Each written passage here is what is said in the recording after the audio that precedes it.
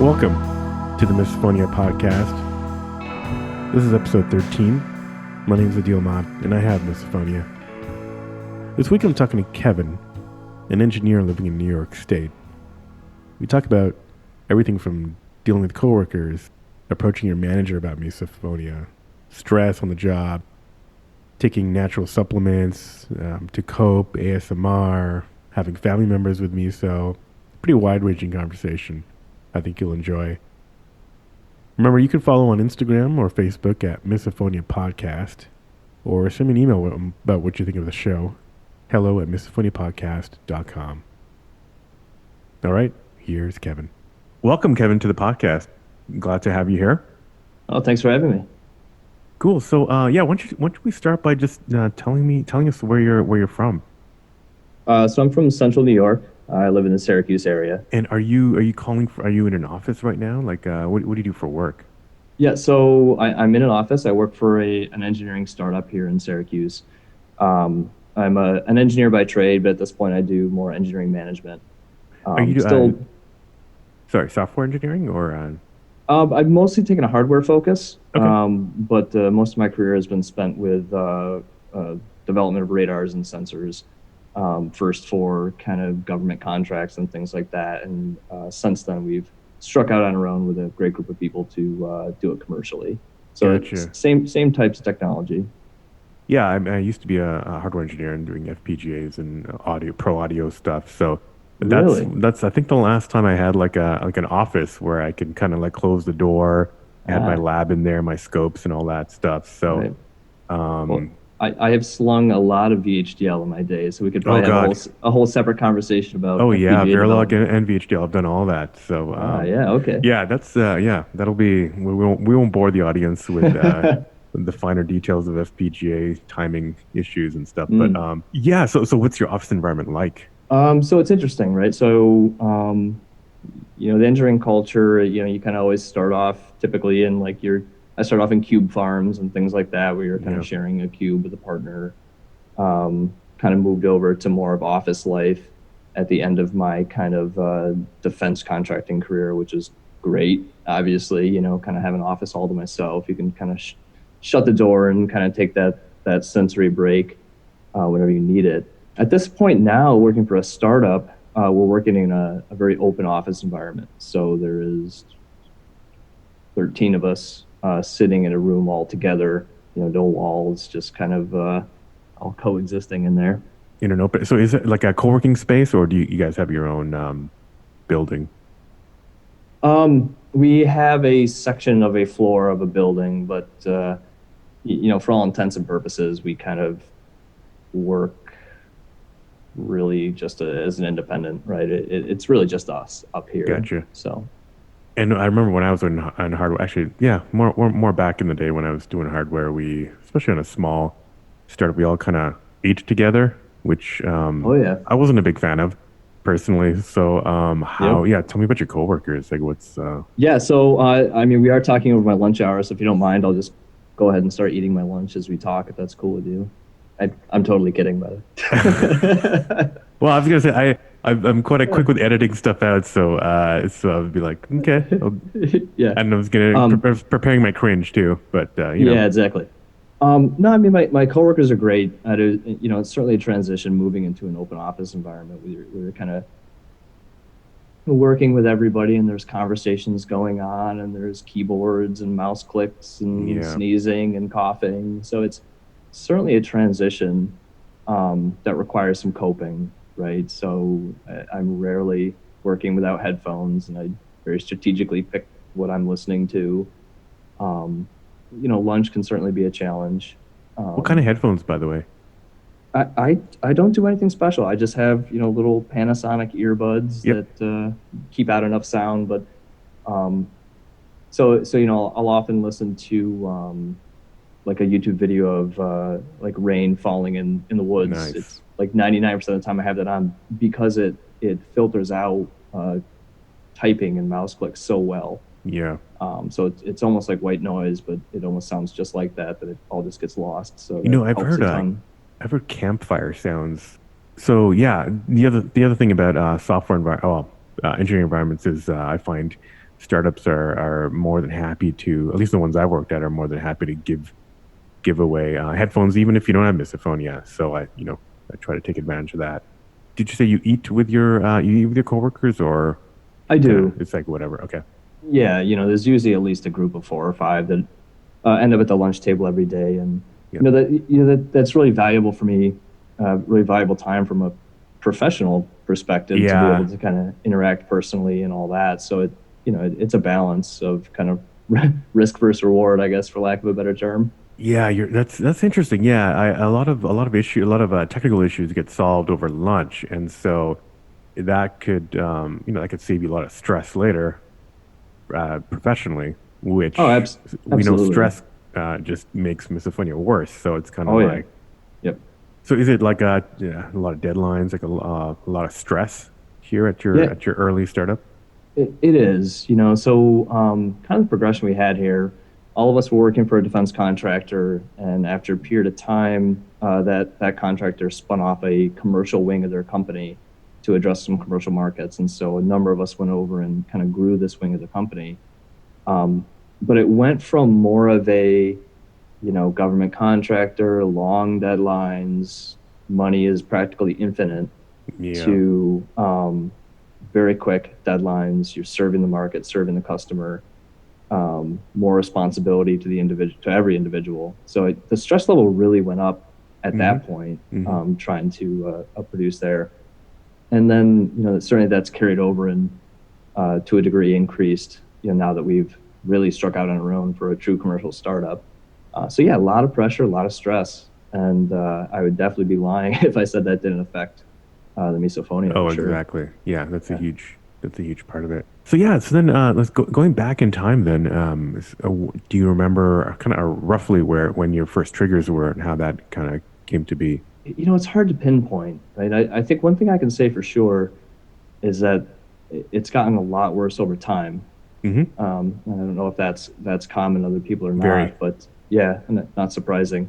I think we kind of train our brains almost, and it you're almost like encouraging these kind of Yeah. like negative paths over and over.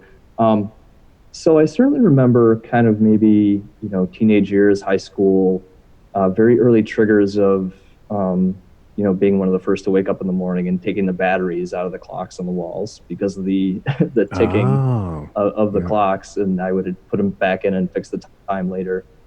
Um, so yeah, definitely around that time, eating with family. Um, yeah, almost all kind of at home kind of family. Yeah, and that's very, Yeah. very common as kind of family, in particular parents, and I've found more often than not the father is kind Oh of yeah. the is kind of Hmm. really the earliest Hmm. triggers. I had never, yeah, I hadn't heard much about like ambient noises around the house, but I mean, that makes total sense if you got clocks ticking all over the place. Right. Um, Yeah. so Um, how were meals and how was the interaction with your family? I guess as you would expect, right? Right. You kind of you cope. You end up being being irritable. Um, I think dinner time was always difficult. Speaking of fathers, my dad insisted on cutting anything he was eating up into tiny little pieces, Uh, and he would just always chirp the knife against the plate, and oh yeah. that was kind of an early one too. Hmm. So yeah, those sort of thing, and just eating noise in general was a little tough for the family. Um, but it didn't stick out to me at that period of time as an issue. It really wasn't until my adult life that you start to key in and Ah, like gotcha. wow, this is really kind of affecting me every single day. So I think it took a while. So it didn't affect you in school or anything, and at home you just dealt with it as kind of an annoyance, and well, I guess you maybe a little bit more than an annoyance if you were taking batteries out, but it didn't. Yeah. It wasn't like you probably had a lot of other stuff going on as we all do during those years early on. So you didn't really recognize it as a major problem until your adult life. Yeah, I think that's fair. I think it's always been with me, since maybe those teenage years, and always noticed it. And but yeah, I would say that it didn't reach a level where it really affected me day to day. Yeah, until adulthood. I think that's a fair characterization. I feel like it's a miracle that I got through, college with roommates and Yeah. all that without this really standing out as an issue. Yeah, I think the same thing. I was like, if I had to go through college again, I don't know if I'd be able to pass. I Sitting know. in those exam auditorium, exam gyms, basically. I think there's probably no better deterrent for crime because I would not last a day in jail. I know. Oh, I you did know, not even think about it that way. Yes, I'll think about yeah, that next time I want to murder somebody. yeah. I don't know what show we were watching with my wife, and I'm just sitting there thinking like, oh my god, I would lose it. Like I wouldn't last a day in there. Just get the noises of the, living with Yeah. somebody and all that. It's like, oh my god, Oh worst God. nightmare. Yeah. Okay. So you were into your adult life. Mhm. Well, yeah. What do you remember? What was going on? Was it maybe your first job? Was it where you were living? I really don't Mm, know. It, okay. Yeah. it's always It's kind been, of crept up. yeah, I think it's just always been there and always been gradual. I think if maybe I put in a lot of thought, I might be able to pinpoint a period of time. My guess would be kind of the stress and responsibility of the job increasing and things like Yeah. that, but I don't know for sure. Gotcha. Okay. And so yeah, what are some of your coping mechanisms or that you've kind of that you've used over the years? It's a lot of, headphones and things like that. Obviously, it's avoidance. Honestly, there is a lot of, remove yourself from the situation. Yeah. Try not to engage in a way that is eliciting the triggers that might be bothering you. By that I mean, maybe you're a little less talkative because of somebody else or something like that, which is really unfortunate. Um, Yeah. Have you avoided like are there specific like social things that have come up like people that you've had to avoid or relationships with family or friends that have been affected? yeah, sure. I mean, my poor wife, she's a saint, and she puts up with me really well and understands. Um, but but yeah, there are times where I'm probably a little less friendly and more standoffish, because she might be triggering me in some way, which is unfortunate for everybody. Right. So yeah, decent amount of avoidance. I often sleep with earplugs, um, Mm-hmm. so that does seem to help as I'm trying to kind of wind down for the day. Um, I've tried a couple supplements that may or may not work, but I wouldn't be surprised if that's more just kind of a placebo effect. Placebo. Yeah. What Yeah. kind of supplements have you tried? So recently I tried L-theanine, which is I think it's a compound that's found in green teas and things like that, and has been Mm-hmm. associated with kind of, I guess, a stress management type response, almost like a cardiovascular um, Oh, gotcha. effect. And again, I feel like it helps, but it could just be placebo, which I'm fine with. Yeah. How long have you been taking that? A few months. And it's still having some whatever effect. It's still something that you can notice is an improvement. I believe so. Hmm. And I fully believe that some of that is mental, where it's, hey, you took your pill, you should be feeling calm, and Right, okay, right, right. maybe I do feel calm. Yeah, So it's well, hard to say. yeah. Well, I mean, in a fight or flight condition where I would imagine, I'm speculating on everything. I'm not a doctor or a researcher, but I would imagine a lot of it is like training your brain to realize that you're not in danger. And so if taking this pill eases your brain somehow, Hmm. probably helps. Yeah, And do you have visual triggers as well? I do. I was interested Hmm. in talking about that. Yeah. So yeah, there's definitely, it's very interesting, and I'm sure there'll be a lot more correlation and segregation of whatever disorder is going on as time goes Hmm. on and things are learned. But boy, for me, it certainly is multisensory. Um, Auditory, obviously, visual. Um, it is the exact same response for me for something that is um, visually triggering. Even I'm not sure the best word, but almost like a tactile, like a um, like a vibration, or if I can, maybe I can't see or hear somebody, tapping on something in a booth in a restaurant, but I can feel my chair moving from somebody else. That can trigger me the exact same way. So it certainly is interesting. It's multi-sensory like that. Got it. Okay, so interesting. Do you think it's your well, the eyes sending information to your brain and maybe anticipating that you will hear a sound, or Maybe, it's hard to say yeah, whether yeah. I'm just whether kind of making stuff up too, just trying to yeah, trying to link the two. yeah, it's fun to think about different things. Is it you've created visual triggers because of the negative response from the audio ones, Hmm. or I vice find for me versa? it is. I find for me the visual triggers tend to stem from my audio triggers. So if it's like Hmm. if somebody is if somebody's about to drink some water, I know Hmm. that I'm about to hear something probably Hmm. the water traveling in through through that person's body. So Yeah. at least for me it seems like an anticipatory reaction Hmm. that is turned into my brain kind of maybe some kind of Pavlovian way being linked to that. So yeah, that's interesting. But I've heard a lot more about visual triggers in the past year, whether Hmm. it's increasing or people are just kind of having more awareness about it. So Yeah, and like I said, it feels exactly the same. I know I've seen the term, let's say, misokinesia. hmm If anybody's looking to check that out too. Um, yeah, it's a exact same trigger. I think the fact that it is anticipatory has a lot to do with it. Um, and I think triggers that about, you tend to latch onto really quickly. yeah. And there's that weird connection. I don't know if it's the same for you, but with the repetitive nature of a trigger. Mm. Hearing something new once that can become a trigger, usually doesn't have much of effect. It's kind of, okay, there's a thing, there it is again, there it is again, and it's almost this cascading like oscillation of panic. Um, yeah, something about repetitive nature of things. A foot bouncing, finger tapping, you know, I think I know what kind you're of talking about. interesting. And I think that kind of feeds that anticipatory thing. Okay, I know it's coming again. I know it's coming again. And Yep. at least for me, that a lot of my triggers are repetitive in nature.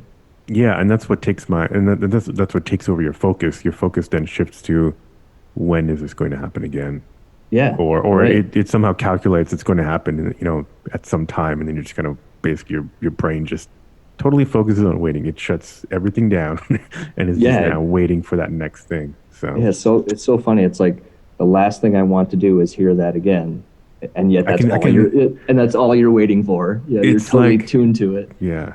If we can geek as hardware engineers, it feels like if you put a scope on my brain at that point, it turns from like a lot of signals to just one sine wave that's just kind of waiting for that next thing. Yeah, So yeah.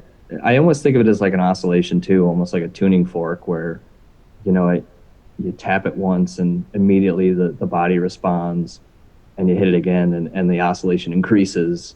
It's this build effect. The more you hear it, the worse it gets.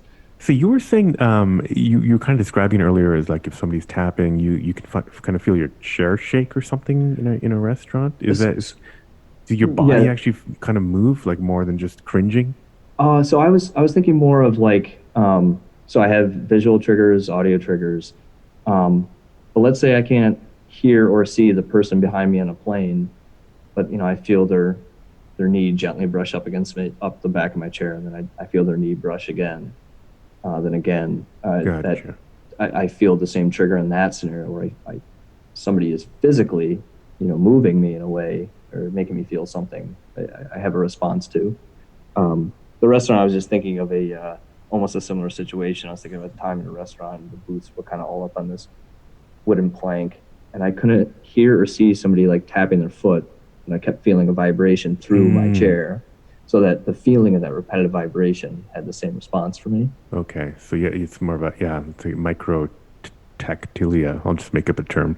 Sure, I like it. um, Interesting. Okay. Yeah, I hadn't heard that, but I will. Yeah, I'll try to ask people if they've felt Hmm. that. I'm sure I do too. But yeah, we'll see. I'll look out for that. And now I'll probably have a few more new triggers. Thank you. But Sorry. no, it's all good. You were talking about your poor wife. Yeah. Have you talked to other people about misophonia by name? Do you know anyone who has it? No, I haven't really. So, like I said, my wife is she follows the Reddit subreddit as well, and she'll Hmm. send me articles and things that she thinks I find interesting. And she really does, you know, do a great job of understanding, even though, as I'm sure you know, sometimes, pointing out a trigger can be offensive to people, and I understand that. So she's great about giving me leeway. I haven't talked really to anybody else about it. Um, I do think that my brother likely suffers the same way I do, and I've been meaning to kind of ask him. But I feel like my brother probably has a lot of the same kind of like overreactive limbic response to things, that I do. So you start to wonder, all right, is this a nature versus nurture question? Is this a result of our environment and upbringing, or is this more of a biological kind of predisposition to it?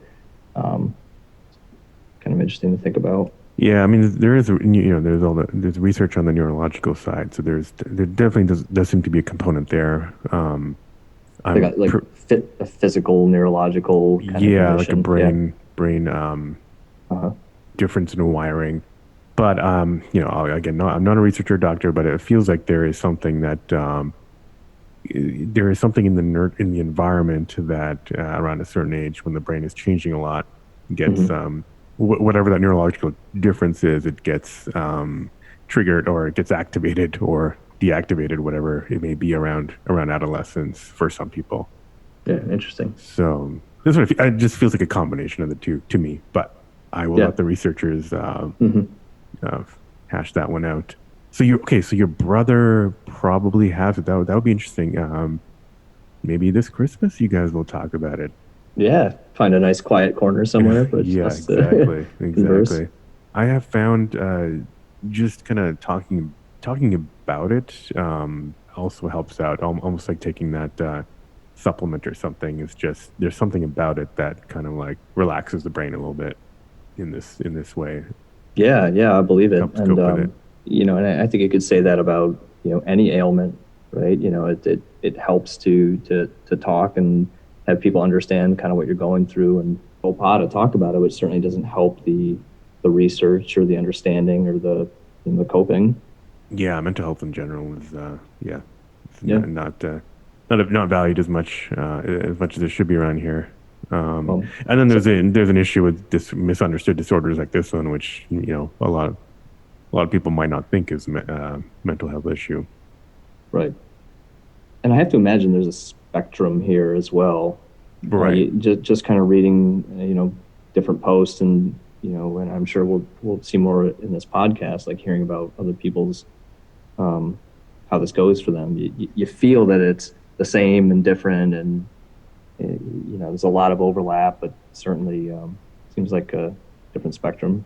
Yeah, definitely. Yeah, and everyone has their kind of their own triggers. Obviously, we know some of the big ones, but then yeah, I think for a lot, at least most of the people I've talked to, yeah, there's definitely a spectrum, but there at some point there's like a step function where it's like, okay, there's like a whole other level. I think that's kind of where most of us are at.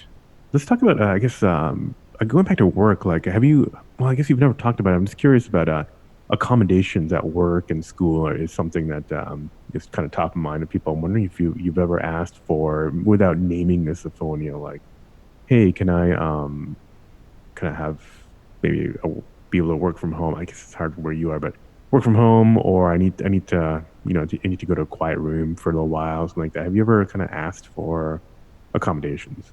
I have, yeah. There was just one time in particular. There was somebody working in my area, sitting in kind of a cube farm sort of deal, and this person would just kind of like clear their throat and just cough Yeah. incessantly, day after day after day. Um, and so I had gone to my manager and I just said, "Hey, I know this is kind of dumb, but I'm kind of losing my mind. Listen, I didn't say misophonia. I don't remember Hmm. how I quite presented it, but basically just said, I'm really struggling sitting next to this person. Um, is there anywhere else I could move to?" Um, and the manager at the time, he's a great guy. He understood and said he'd look into it, but ultimately, nothing was changed to address it. But I think that, if I really would have pushed it, the employer I was working for, they're typically really good about accommodating people for all sorts of things. So I think if I really would have kept pushing it, they would have done something for me. Gotcha. And how did you deal with it afterwards? Did you just put on more rain music? Yeah, I A think thunderstorm? Yeah. yeah, I think it just ended up being, you really can't work without headphones, and find the right balance of music and sounds to pump in that allows you to focus on your work, but that can kind of drown out some of those external sounds. So that's kind of been like a work in progress for a long time. Yeah, I've been thinking about as a way, obviously I want to raise awareness. One thing is in engineering companies, these days there's such a war for talent. I'm wondering if there's a way to pitch to HR departments that accommodating things like misophonia could be like a competitive advantage when trying to hire top talent. They might talk about it with their employees, and we can get more people who self-identify. Right. I think there is a general issue with, a lot of probably a lot of corporate disciplines where your office environment is tied to status and position, not necessarily what's going to make you the most productive. There's a lot of research that says software, firmware, graphics designers need quiet, focused areas that are their own to be creative and do their jobs. But again, we save the offices for the managers and the directors and things like that. So I An think old that school, yeah, it comes from historical.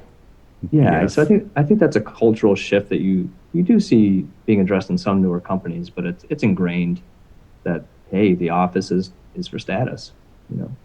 Interesting thing is, Dr. Marsha Johnson, who's one of the kind of pioneering audiologists for recognizing misophonia, she's told me that about 30% of her misophonia clients are engineers. Really? So there is definitely something. Well, there is some correlation. Obviously, not everybody. This is not 1-to-1, but there is some kind of a predisposition. Yeah. So I guess along the same vein of office coping environments.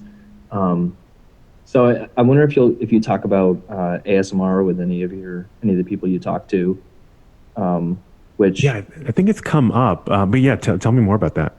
yeah. So I mean, on the surface, you would think that ASMR would be the absolute living nightmare of anybody with misophonia.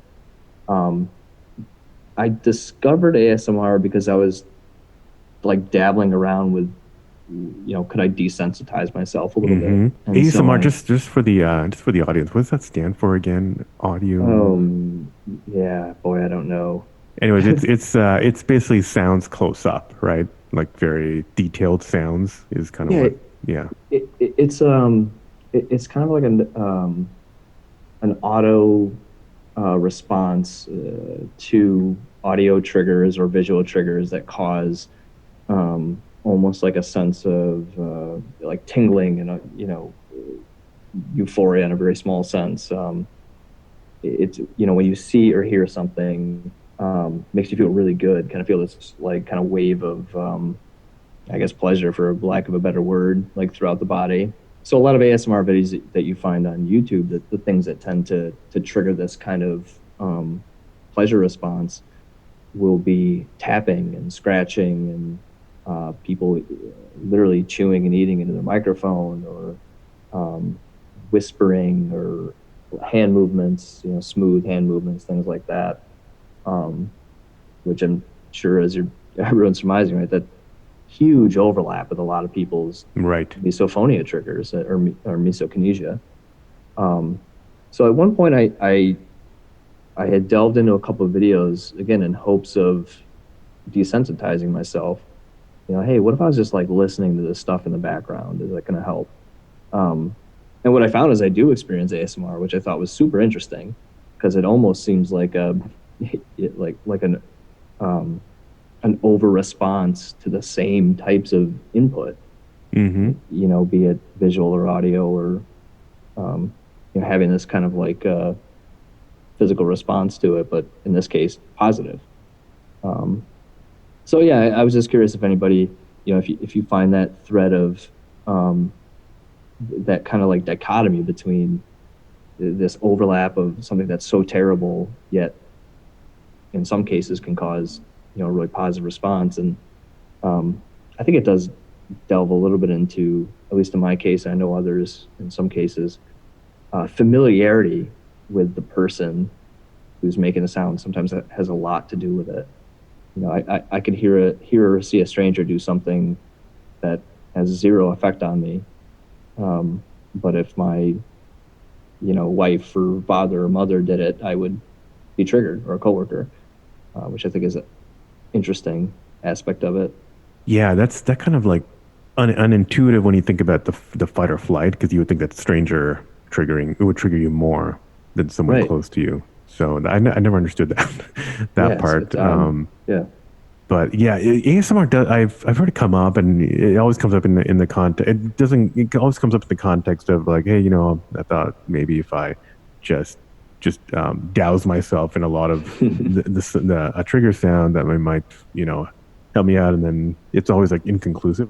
I'd be interested if people with misophonia and misokinesia gave it a shot and just compared it to, you know, to the normal day to day.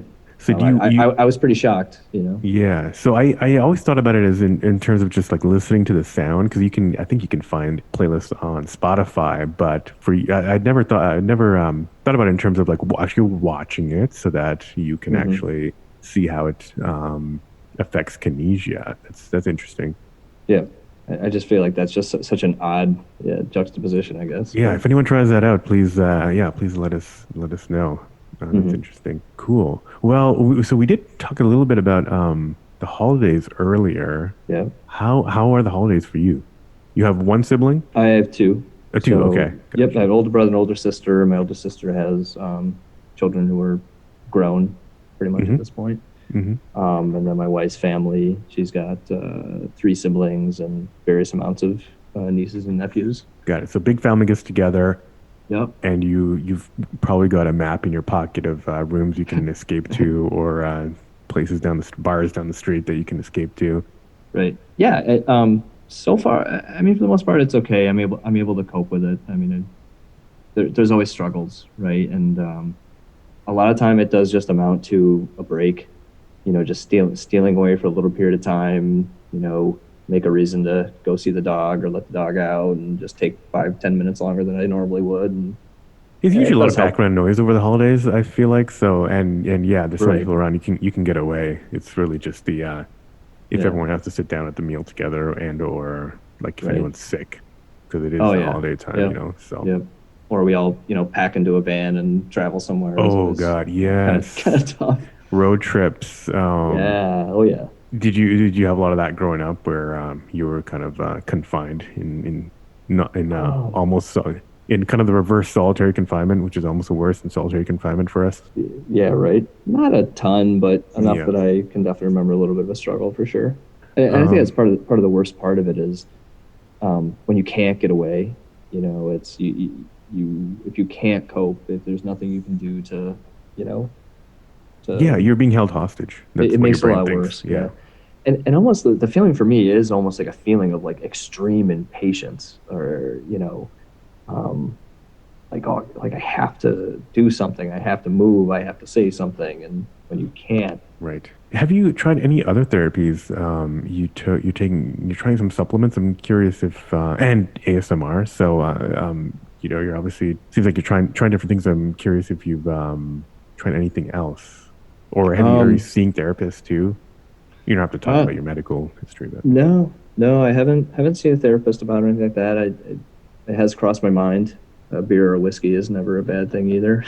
Yeah. So, right. So I was when I said bar earlier, I was gonna be like, have you used alcohol? Sometimes it seems to make things worse, but a lot of times, it can take the edge off. So, yeah, beer, whiskey works for you.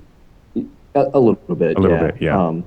Thought about, can marijuana help, just or CBD. CBD has been coming up as a potential therapy as well. That's a good idea. Yeah, I could. Yeah. So those have definitely crossed my mind. What was I just thinking? Oh, I was wondering about caffeine. So I drink a lot of coffee, being I think a lot has to do with the work environment as well.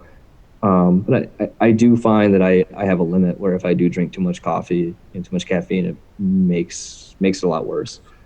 I think it does help. It doesn't eliminate it by any means. I feel like I should drink less because I do think it does put me on edge and does make my triggers a little more apt to come down the pike. Yeah, because if you need to take a nap to get away from stuff, if you're at home, then that would get in the way, I would imagine.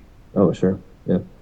Yeah, I guess we should start wrapping up soon. So, you're on the podcast. You haven't talked about it with a lot of people. I'm just curious if you have any other, you've had some great insights on ASMR and other things that I'm sure a lot of people have not heard about. Is there anything else you'd like to tell people who are adults it's getting worse for them? Any final words of advice?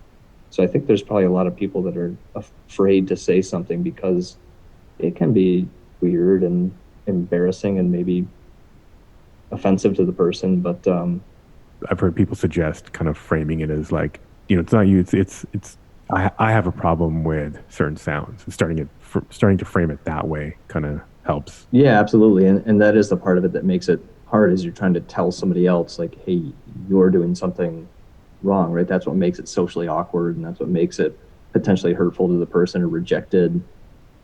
So yeah, I'm certain that can only help to frame it a little bit. Hey, I'm sorry, but I'm struggling a little bit with this. Cool. Well, thanks, Kevin. This is great. It's good to talk to another engineer. We will start comparing the HDL code after this podcast is done. But yeah, thanks again. This is going to help a lot of people. All right. Well, thanks so much for having me, and it's certainly refreshing to talk with somebody about it who understands it. And I appreciate that you're doing this, because I think big side benefits. I think you will be providing a little bit of therapy for everybody. Thanks, Kevin. That was a really interesting conversation. Thanks, everyone, for listening. Sorry about the noise at the end. I try to remove all triggers, especially mouth sounds, but there's some situations where it's kind of hard to clean the audio. Once again, please follow us on social at Misophone Podcast. And you can reach me on email at hello@misophoniapodcast.com. Theme music's by Moby. And until next week, wishing you peace and quiet.